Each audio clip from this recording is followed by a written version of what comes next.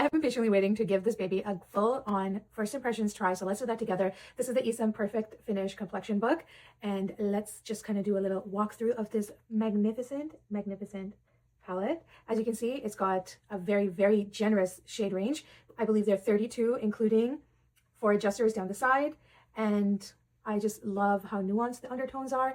You can see, so there's a bit of a system here. You can see that they have cool tones, olive tones. They have 1 row of olive shades right here. They have your cool tones, your neutral tones, your warm tones, cool tones, neutral tones, warm tones. So this gives a really good undertone range for us to be able to mix and match.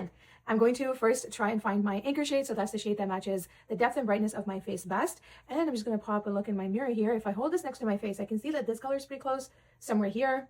So we're definitely looking in the neutral range right there. And I'm probably going to mix a bit of olive. I think neutral 3 is my shade right there. As you can see, it blends in best. It's not too deep, too dark. Neutral 3, and just try a little bit in the center on my neck.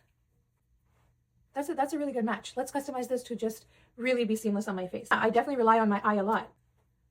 3 is the base shade here, the color that anchors best to my complexion. A little bit of 4 as well. So from what I understand, that these wells will be refillable. Sienna. Not forgetting olive. That's kind of the mix I'm working on. I take my Houdini HF1.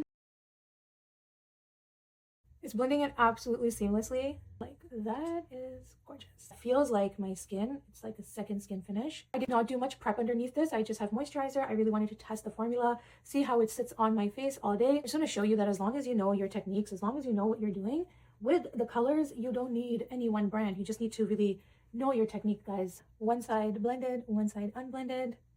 I think that looks really good. Put it next to my hand. Let's see. Blending like butter. The coverage is really beautiful. I can already tell that this will build really nicely because of how thin the pigment actually is.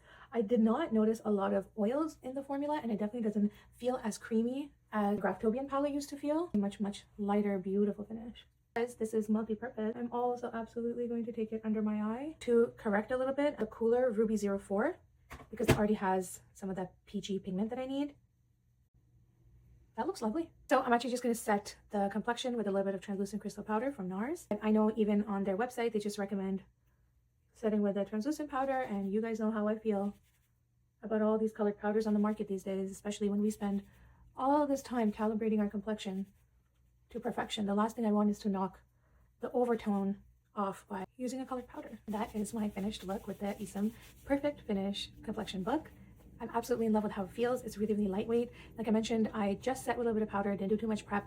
I'll try to do check-ins on my stories as the day goes on and see how it lasts. Let me know your thoughts.